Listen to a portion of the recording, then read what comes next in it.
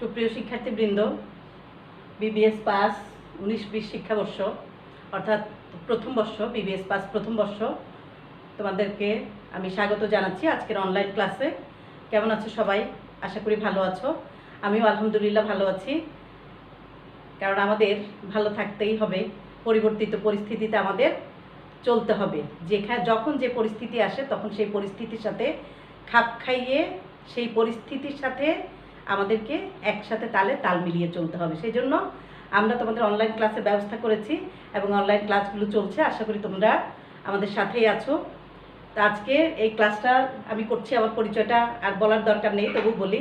জয়নব আক্তার, বিভাগীয় প্রধান হিসাব বিজ্ঞান বিভাগ, আগ্রাবাদ মহিলা কলেজ।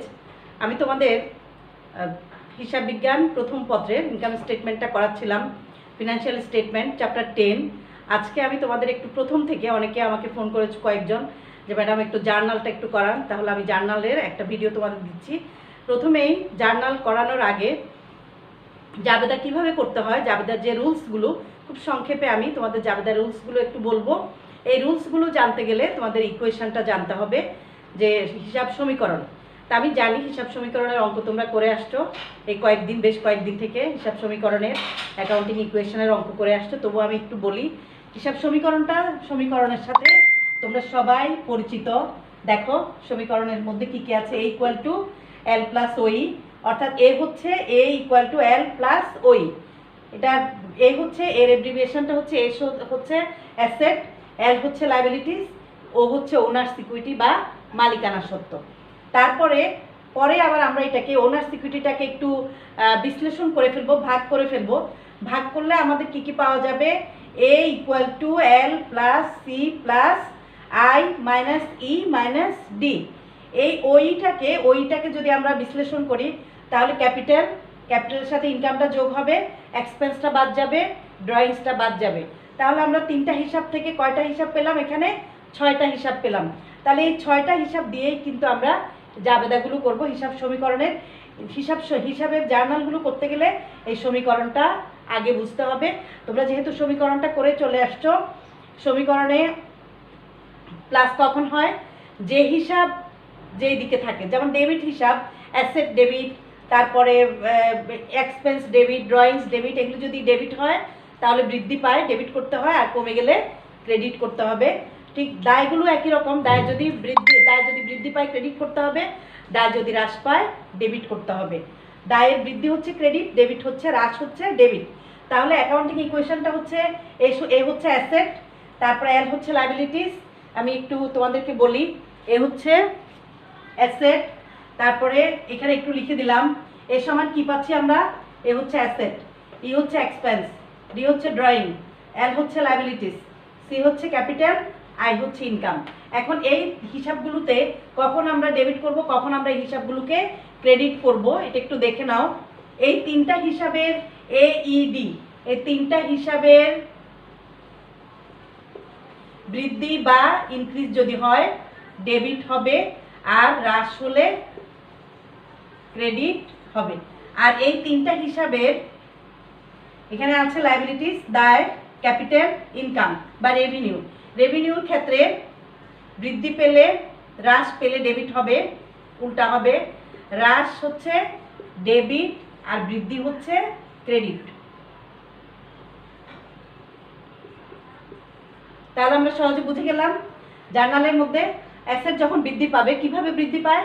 অ্যাসেট যদি পারচেস করে বৃদ্ধি পাবে, বা বাসা থেকে যদি কারবারে নিয়ে আসে সম্পদ তাহলে বৃদ্ধি পাবে, তখন অ্যাসেটকে আমাদের ডেবিট করতে হবে। এই অ্যাসেট বলতে কি বোঝায়? এখানে অ্যাসেট বলতে ফিক্সড অ্যাসেট হতে পারে, অন্য অ্যাসেট হতে পারে, যেমন ধরো plant and machinery, furniture, land and building, goodwill, এগুলি সবই কিন্তু অ্যাসেট, ফিক্সড অ্যাসেট। তারপরে এক্সপেন্স হচ্ছে ব্যয়, ব্যয়ের মধ্যে আসবে ধরো বেতন, ভাড়া, বিজ্ঞাপন, মনিহারি, এই জাতীয় এগুলো হচ্ছে ব্যয়। ড্রয়িংস হচ্ছে উত্তোলন, মালিকানা সত্ত্ব হ্রাস পেলে সেটাকে আমরা উত্তোলন বলি। এটা আমি দিলাম, এটা না দিলেও চলে। 5টা হিসাবই কিন্তু আসে, একসাথে দিয়ে দিলাম, 6টা করে দিলাম, কারণ ড্রয়িংসটা ক্যাপিটাল, আমরা যখন মালিকানা সত্ত্ব বের করি, ওনার্স ইকুইটি বের করি, তখন কিন্তু ড্রয়িংসটা বাদ দিতে হয়। তাহলে এখানে দেখো অ্যাসেট যদি বৃদ্ধি পায়, অ্যাসেট পারচেস করলে বৃদ্ধি পাবে, কারবারে আসলে বৃদ্ধি পাবে, আসলে ডেবিট হবে, কারবার থেকে চলে গেলে, কোনো কারণে কমে গেলে ক্রেডিট করতে হবে, হ্রাস পেলে ক্রেডিট করতে হবে। এক্সপেন্স একই রকম, এক্সপেন্স যদি চলতি হিসাবের ব্যয় ধরা হয় বৃদ্ধি পাবে, তারপর বকেয়া থাকলেও সেটাকে আমরা বৃদ্ধি ধরবো, সেই ক্ষেত্রেও কিন্তু এক্সপেন্সকে ডেবিট করতে হবে, আর ড্রয়িংসটা অলওয়েজ ডেবিট করতে হবে। ড্রয়িংস হচ্ছে উত্তোলন, ডেবিট। ডেবিট হচ্ছে বৃদ্ধি পেলে ডেবিট হবে, আর এই তিনটা আইটেম হ্রাস পেলে ক্রেডিট করতে হবে। আর লাইবিলিটিস, ক্যাপিটাল এবং ইনকাম। লাইবিলিটির ক্ষেত্রে লাইবিলিটি ধরো হ্রাস কীভাবে পায়, যেমন পাওনাদারকে পরিশোধ করে ফেললো, হ্রাস পাবে, তাহলে পাওনাদার বা এপি ডেবিট হবে। আর যদি পাওনাদার বৃদ্ধি পায় ধারে ক্রয়ের ফলে, তাহলে এপি ক্রেডিট করতে হবে। ঠিক একই রকম ক্যাপিটাল যদি বৃদ্ধি পায়, ক্যাপিটাল মালিক যদি কারবারের মূলধন নিয়ে আসে, তাহলে কারবারের মূলধন বৃদ্ধি পায়, সেক্ষেত্রে বৃদ্ধি পেলে সেটা ক্রেডিট হবে। আর যদি কোনো কারণে কমে যায়, অর্থাৎ উত্তোলন করলে কমে যায়, সেক্ষেত্রে আমরা ওনার সিকিউরিটি না লিখে ড্রয়িংসটাকে ডেবিট করি। তারপরে ইনকাম। ইনকাম হচ্ছে আয়। আয় যদি বৃদ্ধি পায়, আয় সৃষ্টি হয়, তাহলে আয় বৃদ্ধি পেলে ক্রেডিট করতে হবে। যেমন অল ইনকাম আর ক্রেডিট, অল এক্সপেন্সেস আর ডেবিট। তাহলে ইনকামটা ক্রেডিট করতে হবে বৃদ্ধি পেলে। আর কখনো যদি কমে যায়, কমবে কিভাবে, অগ্রিম দিলে কমে যাবে, কমে গেলে ডেবিট করতে হবে। আর বৃদ্ধি পেলে বা সৃষ্টি হলে ক্রেডিট করতে হবে। এভাবে আমরা জার্নালগুলো করব। এছাড়াও সনাতন পদ্ধতিটা একটু মুখে মুখে বলি। সনাতন পদ্ধতিতে ব্যক্তিবাচক হিসাব, কোনো ব্যক্তি যদি গ্রহণ করে ডেবিট হবে, ব্যক্তি যদি প্রদান করে ক্রেডিট হবে, গ্রহীতা ডেবিট, দাতা ক্রেডিট। তারপরে সম্পত্তিবাচক হিসাব, সম্পত্তি বৃদ্ধি আসলে ডেবিট, চলে গেলে ক্রেডিট। আসবে কিভাবে, এটা আসবে না, পারচেজ করলে আসবে, কারবারে নিয়ে আসলে আসবে, তাহলে ডেবিট করতে হবে। কোনো কারণে কমে গেলে, অবচয়ের ফলে সম্পত্তির মূল্য হ্রাস পায়, চুরি হয়ে যেতে পারে, হারানো যেতে পারে, নষ্ট হয়ে যেতে পারে, বিভিন্ন কারণে সম্পদের পরিমাণ হ্রাস পেতে পারে, হ্রাস পেলে ক্রেডিট করতে হবে। তারপরে ব্যক্তিবাচক হিসাব, সম্পত্তিবাচক হিসাব, আরেকটা হচ্ছে নমিনিয়াল অ্যাকাউন্ট বা নামিক হিসাব। নামিক হিসাবে সনাতন পদ্ধতিতে ছিল ব্যয় এবং ক্ষতিগুলো ডেবিট, আয় এবং লাভগুলো ক্রেডিট। কিন্তু ব্যয়ের ক্ষেত্রে কখন ব্যয় ডেবিট হবে, কখন ক্রেডিট হবে, এটা বলা ছিল না। আয়ের ক্ষেত্রে কখন আয় ডেবিট হবে, কখন আয় ক্রেডিট হবে, এটা বলা ছিল না। আধুনিক পদ্ধতিতে সমীকরণের মাধ্যমে আমরা যখন করি, তখন আমরা ব্যয় কখন ডেবিট করব, কখন ক্রেডিট করব বলা আছে, আয় কখন ডেবিট করব, কখন ক্রেডিট করব বলা আছে। তাহলে এই হচ্ছে জাবেদার সহজ নিয়ম, অর্থাৎ গোল্ডেন রুলস অফ অ্যাকাউন্টিং জার্নালের, যেটা আমাদেরকে বলা হয় হিসাব বিজ্ঞানের স্বর্ণসূত্র।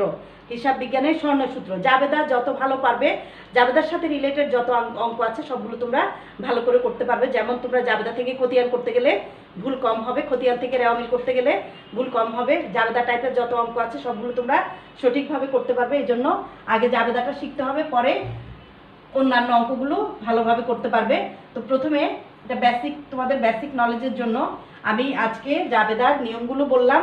এখন আমি চিন্তা করেছি যে বোর্ডের জাতীয় বিশ্ববিদ্যালয়ে যে অঙ্কগুলো আসছে, ওখান থেকে একটা অঙ্ক বা দুইটা অঙ্ক, একটা অঙ্ক হলেও তোমাদেরকে একটু করাবো।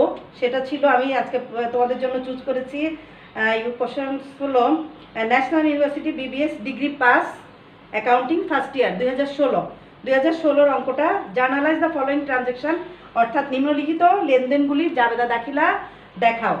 তাহলে প্রিয় শিক্ষার্থীরা, প্রথমে আমরা জাবেদা করার নিয়মটা শিখলাম। এবার আমরা একটা অঙ্কের জাবেদা করব। জাবেদার ছকটা আগে একটু, জাবেদার ছকটা একটু শিখে নাও। জাবেদার ছকের মধ্যে কি কি আছে দেখো।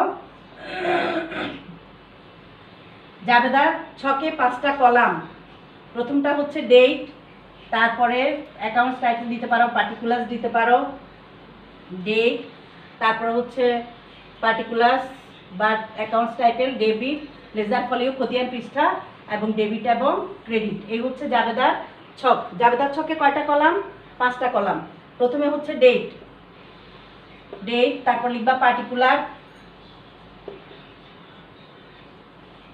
পার্টিকুলার্স, তারপর হচ্ছে লেজার ফলিও অর্থাৎ খতিয়ান পৃষ্ঠা, LF দিতে পারো, তারপরে দিবা অথবা পোস্ট রেফারেন্স দেওয়া যায় PR পোস্ট রেফারেন্স, তারপরে দিবা ডেবিট সংক্ষেপে লিখলাম, ক্রেডিট সংক্ষেপে লিখলাম, নিচে টাকা, ডেবিট টাকা, ক্রেডিট টাকা। এবার আমি জাবেদায় চলে যাব। আমি তোমাদের জন্য আজকে জাতীয় বিশ্ববিদ্যালয়ের প্রশ্ন 2016, আমি তোমাদেরকে একটু প্রশ্নের যেগুলি পরীক্ষায় আসছে সে ধরনের কয়েকটা অঙ্ক করাতে চেষ্টা করব। তা আজকে প্রথম ক্লাসে একটা ছোট অঙ্ক ধরবো। 2016 national university 2016 degree pass accounting first paper. Journalise the following transaction. প্রশ্নটা পড়ি, প্রশ্নটা তোমাদেরকে আমি ভিডিওতে দিয়ে দিব এবং তোমরা সেটা পেয়ে যাবে। প্রথমে 1 নাম্বার হচ্ছে ওনার ইনভেস্টেড ক্যাশ টাকা 75,000 ইন দ্য বিজনেস, অর্থাৎ ওনার মালিক ব্যবসায় 75,000 টাকা বিনিয়োগ করলো। বি নাম্বার হচ্ছে পারচেজ ফার্নিচার ফর ক্যাশ টাকা 5,000 অ্যান্ড অন অ্যাকাউন্ট টাকা 20,000, অর্থাৎ আসবাবপত্র ক্রয় নগদে 5,000 টাকা এবং ধারে 20,000 টাকা। 3 নাম্বার হচ্ছে সি নাম্বার, রিসিভড ক্যাশ টাকা 27,500 ফর সার্ভিস রেন্ডার, অর্থাৎ সেবা বাবদ 27,500 টাকা পাওয়া গেছে। ডি নাম্বার হচ্ছে insurance premium paid for 3 years টাকা 6,000, ইন্স্যুরেন্স প্রিমিয়াম বা বিমা প্রিমিয়াম 3 বছরের জন্য বিমা প্রিমিয়াম প্রদান 6,000 টাকা। 4টা লেনদেন, 4টা লেনদেনের আমি জার্নালটা তোমাদের একটু করে দেখাবো। জার্নালটা একটু দেখো। প্রথম জাবেদা ওনার্স ইনভেস্টেড, আমাদেরকে দেখতে হবে আমাদের কি আসছে কি চলে যাচ্ছে। তাহলে যখন কারবারে মালিক টাকা নিয়ে আসবে, ক্যাশ অ্যাকাউন্টে ডেবিট হবে, ক্যাশ টাকা আসবে, আর মালিকের মালিকানা সত্ত্বটা বৃদ্ধি পাবে বা মূলধনটা বৃদ্ধি পাবে।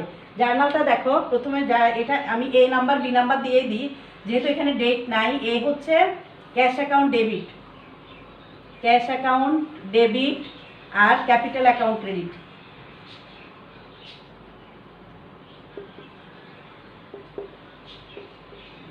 Cash account debit, capital account credit, টাকার অ্যামাউন্টটা দেওয়া ছিল 75,000। এরপরে অর্থাৎ এটা ক্যাশ নিয়ে আসছে। তারপরে বি নাম্বার, বি নাম্বারটা দেখো। বি প্রশ্নে বলা ছিল purchase of furniture for cash টাকা 5,000 অ্যান্ড অন অ্যাকাউন্ট টাকা 20,000, অর্থাৎ আসবাবপত্র ক্রয় নগদে 5,000 টাকা, ধারে 20,000 টাকা। তাহলে আসবাবপত্র যখন ক্রয় করে, আসবাবপত্র হচ্ছে অ্যাসেট। অ্যাসেট কি হচ্ছে? বৃদ্ধি পাচ্ছে। অ্যাসেট বৃদ্ধি পেলে অ্যাসেট অ্যাকাউন্ট ডেবিট হবে। আর কি যাচ্ছে, কি ক্রেডিট হবে? তাহলে এখানে নগদ টাকা চলে যাচ্ছে। নগদ টাকাও একটা অ্যাসেট, এটা ক্রেডিট যেহেতু যাচ্ছে, নগদ টাকা কমে যাচ্ছে, ক্রেডিট হবে। আর আমাদের অন অ্যাকাউন্ট হচ্ছে ধারে পাওনাদার বৃদ্ধি পাচ্ছে। যাদের কাছ থেকে আমরা টাকা পাবো তাদেরকে বলা হয় পাওনাদার, অর্থাৎ এপি বৃদ্ধি পাচ্ছে। এপি হচ্ছে লাইবিলিটি। তাহলে দেখো এই সূত্রের মধ্যে কিন্তু আমাদের সব জার্নালগুলো এই সূত্রের মধ্যে পড়বে। ফার্নিচার অ্যাসেট বৃদ্ধি, ক্যাশ অ্যাসেট হ্রাস এবং এপি লাইবিলিটিস বৃদ্ধি। তাহলে এই হ্রাস বৃদ্ধির মধ্যে চলে আসতেছে। প্রথমে ফার্নিচার ডেবিট করো, ফার্নিচার অ্যাকাউন্ট ডেবিট, তারপর ক্যাশ অ্যাকাউন্ট ক্রেডিট, তারপরে অ্যাকাউন্টস পেয়েবেল এপি বা accounts payable credit. Furniture total ধরতে হবে 25,000 টাকা। 5,000, 20,000, 25,000। তার মধ্যে 5,000 টাকা হচ্ছে নগদে আর 20,000 টাকা হচ্ছে ধারে। তাহলে furniture purchase cash and on account, অর্থাৎ নগদে এবং ধারে আসবাবপত্র ক্রয় করা হলো। এখানে দেখো সব কিন্তু সেই রুলসের মধ্যে চলে আসতেছে। ক্যাশ অ্যাসেট বৃদ্ধি পাচ্ছে বলে ডেবিট, ক্যাপিটাল লাইবিলিটি, ক্যাপিটালটা হচ্ছে মালিকানা সত্ত্ব, এটা বৃদ্ধি পাচ্ছে বলে ক্রেডিট। ফার্নিচার অ্যাসেট বৃদ্ধি পাচ্ছে বলে ডেবিট, বিপরীত দিকে ক্যাশ চলে যাচ্ছে। ফার্নিচারের বিপরীতে কি যাচ্ছে? নগদে অথবা ধারে। নগদে হলে না ক্যাশ অ্যাকাউন্ট ক্রেডিট, ধারে হলে এপি অ্যাকাউন্ট ক্রেডিট। বৃদ্ধি পাচ্ছে এপি বৃদ্ধি পাচ্ছে, ক্রেডিট ক্যাশ কমে যাচ্ছে, ক্যাশ অ্যাসেট কমে যাচ্ছে, এই জন্য ক্রেডিট। এবার সি নাম্বারে যাও। সি নাম্বারটা হলো সি নাম্বার রিসিভড ক্যাশ টাকা 27,500 ফর সার্ভিস রেন্ডার, অর্থাৎ সেবা আয় বাবদ বা সেবা বাবদ 27,500 টাকা পাওয়া গেল। আমাদের খেয়াল করতে হবে প্রত্যেকটা লেনদেনের মধ্যে কিন্তু নগদ টাকার আদান প্রদান থাকতে পারে আর কয়েকটা বকেয়া লেনদেন থাকতে পারে। ম্যাক্সিমাম লেনদেন হচ্ছে নগদে এবং কিছু লেনদেন হচ্ছে ধারে। যখন নগদ লেনদেন হবে ক্যাশ অ্যাকাউন্ট আসবে, নগদ টাকা আসলে ক্যাশ অ্যাকাউন্ট ডেবিট করতে হবে, আর নগদ টাকা চলে গেলে ক্যাশ অ্যাকাউন্ট ক্রেডিট করতে হবে। আর বিপরীত দিকে কি আসবে? আমি কার কাছ থেকে টাকা পাচ্ছি, কোন হিসাব থেকে টাকা পাচ্ছি, কোন খাত থেকে টাকা পাচ্ছি, ওটা ক্রেডিট করতে হবে।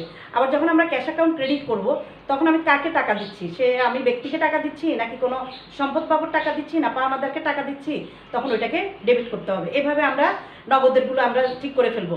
তারপরে আমাদের ঠিক করতে হবে, আমরা করতে পারবো ব্যয়গুলো সবসময় ডেবিট হবে, যেমন salaries debit, rent debit, wages debit, হ্যাঁ, advertisement debit, administrative expense debit, telephone debit, utilities debit, এগুলো সব ডেবিট হবে। আর ক্রেডিট কি হবে?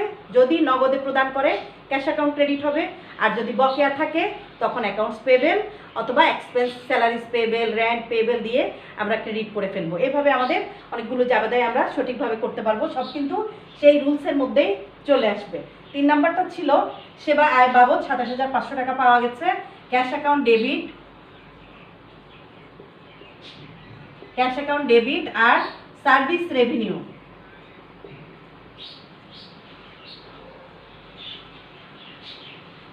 Service revenue credit, service revenue হচ্ছে ক্রেডিট 27,500, 27,500 ক্রেডিট। ওকে প্রিয় শিক্ষার্থীরা, দেখো একটা প্রথম জাবেদাতে ক্যাপিটাল বাবদ টাকা আসছে, তারপর ফার্নিচার ক্রয় করলো নগদে এবং ধারে, তারপরে সেবা আয় বাবদ টাকা পাওয়া গেছে। তারপরে বলা হচ্ছে insurance premium paid for 3 years. 3 ইয়ার যদি বলা থাকে, আমরা যেই মাসের জাবেদা করতেছি 1 মাসের যদি দেয়, সেটাকে আমাদের রেন্ট বা রেন্ট অথবা অ্যাডভার্টাইজমেন্ট অথবা স্যালারিজ অথবা ইন্স্যুরেন্স প্রিমিয়াম মনে করতে হবে। আর যদি অগ্রিম দিয়ে দেয়, যেমন ধরো জানুয়ারি মাসের অঙ্ক করতেছি কিন্তু ফেব্রুয়ারি মাসের টাকা দিয়ে দিছে, মার্চ মাসের টাকা দিয়ে দিছে, এভাবে যদি দিয়ে ফেলে তাহলে সেই ক্ষেত্রে কিন্তু সেটাকে অ্যাডভান্স মনে করতে হবে, প্রিপেইড মনে করতে হবে। তা আমাদের এখানে কি আসছে, আমাদের কিন্তু প্রিমিয়াম বাবদ নগদ টাকা যাচ্ছে, আমরা ইন্স্যুরেন্স প্রিমিয়াম বা বিমা প্রিমিয়াম বাবদ নগদ টাকা দিচ্ছি। তাহলে এখানে জার্নালটা তোমরা লিখবে prepaid insurance debit,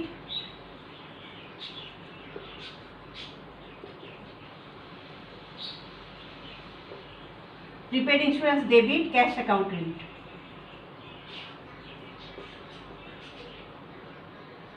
prepaid insurance debit cash account credit টাকার অ্যামাউন্ট হচ্ছে 6,000।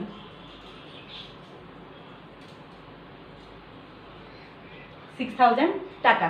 প্রিয় শিক্ষার্থীরা দেখো, এটা হচ্ছে ডি নাম্বার। প্রথম আমি আবার জাবেদাগুলো রিপিট করছি। প্রথম জাবেদায় আমরা ক্যাশ কেন ক্রেডিট করলাম, যেহেতু নগদ টাকা আসছে, ক্যাশ হচ্ছে অ্যাসেট, বৃদ্ধি পাচ্ছে সেজন্য ডেবিট করলাম। ক্যাপিটাল হচ্ছে ওনার্স ইকুইটি বা ক্যাপিটাল, ক্রেডিট হলে বৃদ্ধি পাবে, বৃদ্ধি পেলে ক্রেডিট হবে, তাহলে সেজন্য বৃদ্ধি পাচ্ছে বলে ক্রেডিট করলাম। ফার্নিচার যেহেতু আসছে, ফার্নিচার বৃদ্ধি পাচ্ছে বলে ডেবিট করলাম। ক্যাশ অ্যাসেট হ্রাস পাচ্ছে বলে ক্রেডিট করলাম। এপি লাইবিলিটিস বৃদ্ধি পাচ্ছে বলে ক্রেডিট করলাম। তাহলে এইভাবে আমরা জাবেদায় করলাম। এরপরে সি নাম্বার জাবেদায় সেবা বাবদ টাকা পাওয়া গেছে, যেটা সার্ভিস রেন্ডার ছিল। ক্যাশ রিসিভ টাকা 27,500 ফর সার্ভিস রেন্ডার, অর্থাৎ সেবা আয় বাবদ টাকা পাওয়া গেছে নগদ 27,500 টাকা। এই ক্ষেত্রেও আমরা যেহেতু আমাদের নগদ টাকা আসছে, ক্যাশ অ্যাকাউন্ট ডেবিট হবে। আর কি বাবদ পাচ্ছি, সার্ভিস রেভিনিউ বাবদ পাচ্ছি, তাহলে সেবায় ক্রেডিট। আবার লাস্ট জাবেদাটাতে যেহেতু 3 বছরের বলা ছিল, সেজন্যই জাবেদাটা প্রিপেইড হবে। আর যদি শুধু বলা থাকে premium insurance premium paid for the month, এরকম বলা থাকে, ফর দ্য ইয়ার বলা থাকতে পারে, 1 বছরের জাবেদা হলে ওখানে যদি ফর দ্য ইয়ার বলা থাকে, তাহলে 1 মাসের জাবেদা হলে ধরো জানুয়ারি মাসের জাবেদা, কিন্তু বলা আছে insurance premium paid for the year, 1 বছরের দিয়ে দিচ্ছে, তাহলে সেটা অগ্রিম হবে। এখানে কিন্তু 3 বছরের পেমেন্ট করছে, সুতরাং এটাকে অগ্রিম ধরতে হবে।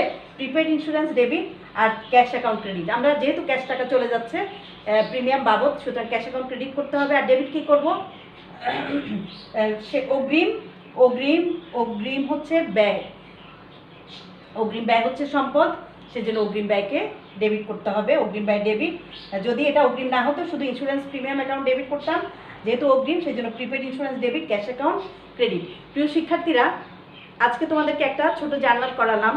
আমি আশা করি আগামী 2-3টা ক্লাস আমি জাবেদার উপরেই নিব, এবং জাবেদাগুলো আমি তোমাদের যেগুলো জাতীয় বিশ্ববিদ্যালয়ের পরীক্ষায় আসছে সেই জাবেদাগুলোই তোমাদের করাবো। তোমরা যদি প্রশ্নটা কালেক্ট করতে পারো ভালো, আর না পারলে প্রশ্নটা আমি লেকচার শিটের সাথে ভিডিওর সাথে প্রশ্নটা দিয়ে দিব। আশা করি তোমরা ওইভাবে প্রশ্নটা পেয়ে যাবে। তো আমাদের তো বাসায় বসে থাকলে হবে না, পড়ালেখাটা চালিয়ে যেতে হবে। পরিস্থিতি যখনই শান্ত হবে, ঠিক হবে, তখন কিন্তু পরীক্ষা হবে।